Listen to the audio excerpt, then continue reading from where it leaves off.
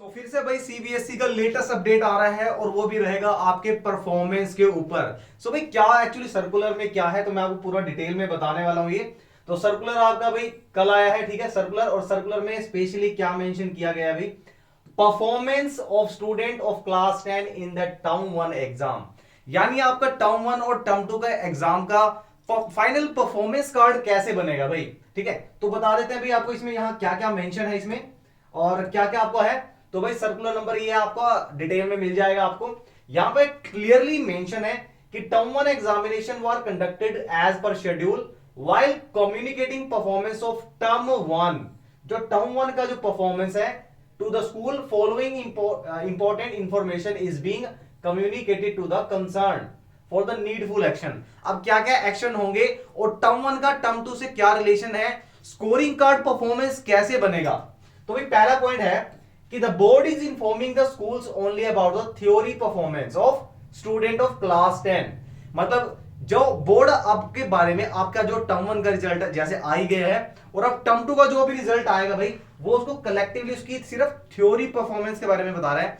Means जो भी आपका स्कोर आ रहा है उसके अंदर प्रैक्टिकल के मार्क्स नहीं है भाई अभी, पहली बात तो। And has the performance of individual student will be not available on the website. जो बच्चे सोच रहे थे भी वेबसाइट पे रिजल्ट मिल जाएगा आपका टर्म 1 का, भाई नहीं मिलेगा अभी। आपका परफॉर्मेंस कार्ड सिर्फ स्कूल में ही रहेगा, ठीक है। आप स्कूल से कांटेक्ट कर सकते हैं और वहां से आपको मिल जाएगा सारा डिटेल आपका, जैसा कि सुबह मॉर्निंग में दिखाया गया था। सेकेंड पार्ट में क्या कह रहा है भाई, the information about the performance of the student is based on the performance of the students uploaded by school. भाई सिर्फ वही परफॉर्मेंस आपकी शो होगी जो स्कूल ने अपलोड करी है। और बाय चांस अगर ऐसा होता है कि किसी भी सब्जेक्ट की असेसमेंट नहीं हुई है, राइट, साइंस आपका प्रैक्टिकल सब्जेक्ट है, आपका सोशल साइंस का असेसमेंट, जितने भी सब्जेक्ट का असेसमेंट है आपका वो अपलोड नहीं हुआ है तो वो अपलोड किया जाएगा ओएमआर शीट से, ठीक है। स्कूल ही रिस्पॉन्सिबल रहेगा उसके लिए, स्कूल ही सारा कुछ करेगा। थर्ड पॉइंट क्या बोल रहा है भाई, in the case the student missed there term 1 exam. भाई ऐसे बहुत सारे बच्चे थे जिन्होंने अपने टर्म 1 के एग्जाम को मिस कर दिया था और उसके लिए स्पेशल एक सर्कुलर भी आया था। और वो बच्चे कौन से थे, जो नेशनल स्पोर्ट्स में पार्टिसिपेट कर रहे थे या ओलंपियाड्स में गए थे। मैंने इसकी न्यूज भी आपको पूरी बताई हुई डिटेल में। तो भाई उनके लिए क्या, अभी टर्म 1 का एग्जाम तो नहीं हुआ है तो क्या उनका रिजल्ट नहीं आएगा, बिल्कुल आएगा भाई। लेकिन उन बच्चों के लिए एक चीज बेनिफिट मिल गया भाई, वो अपने टर्म 2 को प्रिपेयर कर सकते हैं। मैं जूम कर देता हूं ताकि आपको दिख जाए ये कहां लिखा है। भाई ये रहा आपका टर्म 2 का रिजल्ट।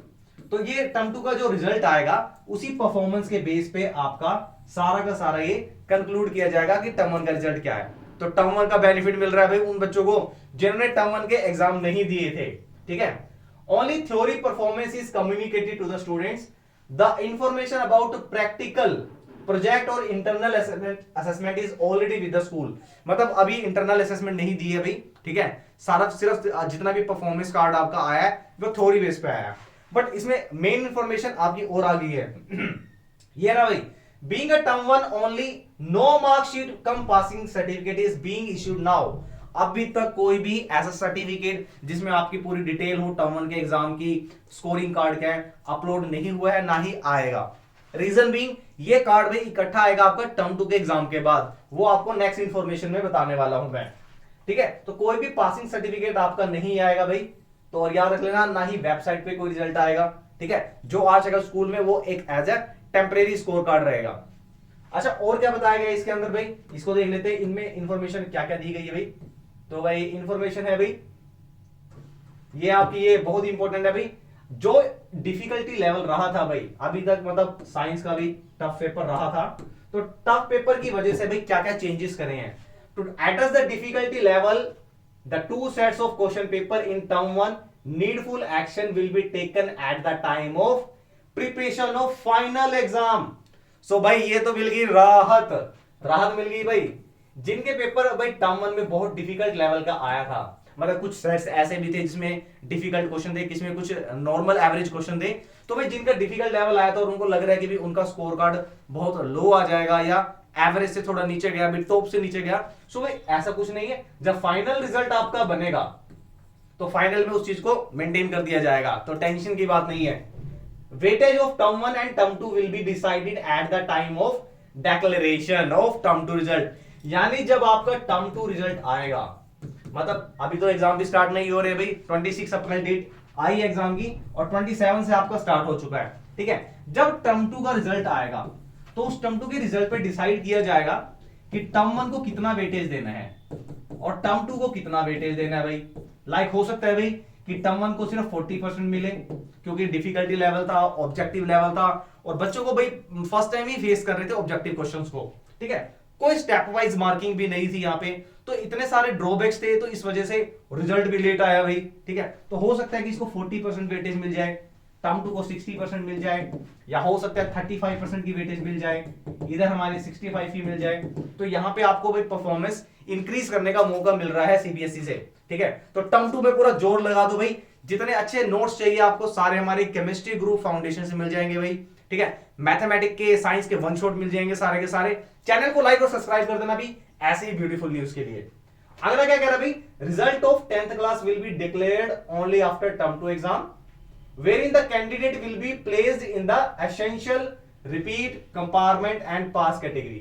तो ये सब मुझसे मेंशन किया जाएगा, बट आई नो कि आप प्रिपरेशन बहुत अच्छे से कर रहे हैं और अब पास नहीं 100% टॉप कैटेगरी में आएंगे, ठीक है ना भाई, पूरा जोर लगा देना। No examination centre will be change in term 2 exam. भाई सेंटर सेम रहेगा आपका, एग्जाम सेंटर चेंज नहीं होगा, ठीक है ना। बट ये ध्यान रखना एग्जामिनर चेंज हो सकते हैं। आप सोचो भाई बहुत लीनियंट एग्जामिनर था, अगर पीछे ये बहुत स्ट्रिक्ट था, तो एग्जामिनर चेंज हो सकते हैं but centre remain the same. The compartment examination will be conducted on the base of syllabus on term 2 examination.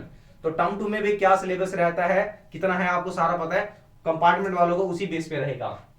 अच्छा भाई और क्या है आपके लिए, term 2 examination their marks in the practical theory will be awarded as the, ये आपके लिए कुछ खास न्यूज नहीं है।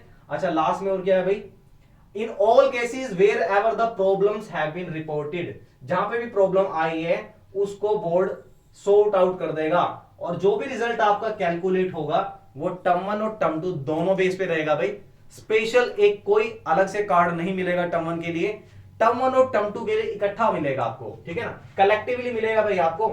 पहले क्या होता था भाई, 2008 की बात करते हैं, तो 2008 में ऐसा बना था स्कोर कार्ड, ऊपर आपका टर्म 1 था, ये कुछ हरियाणा बोर्ड में आया था पहले, टर्म 1 का रिजल्ट था, यहाँ पे पूरे सब्जेक्ट का स्कोर लिखा हुआ था, इंग्लिश, हिंदी, मैथ, ऐसे ही टर्म 2 का था, ठीक है। टर्म 2 में भी आपके जितने भी सब्जेक्ट है उनके मार्क्स लिखे होंगे और फाइनल में टोटल आपका ग्रेड लगा होगा, ठीक है, सीजीपीए होगा या स्कोर, टोटल स्कोर होगा 5 सब्जेक्ट का, कि कौन से 5 सब्जेक्ट में बहुत अच्छे मार्क्स है, ठीक है।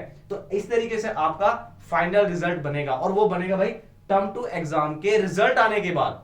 तो इतनी राहत आपको तो मिल गई है, तो टेंशन फ्री हो गए भाई, पूरा फोड़ दो, ठीक है। टर्म 2 एग्जामिनेशन के लिए प्रिपेयर हो जाओ और टर्म 2 में ऐसे आग लगा दो भाई, एग्जामिनेशन में पूरा प्रिपरेशन होना चाहिए टिप्स पे, और हो सकता है भाई रिलैक्सेशन आपको मिल ही जाएगा। जब सर्कुलर आ गए तो इतनी रिलैक्सेशन मिल ही जाएगी, हो सकता है भाई 40% या 30% कैटेगरी में डाल दे टर्म 1 को। सो जो बच्चे भाई निराश है थोड़े से टर्म 1 के रिजल्ट से, तो वो खुश हो जाइए भाई, आपको राहत मिलने वाली है, ठीक है।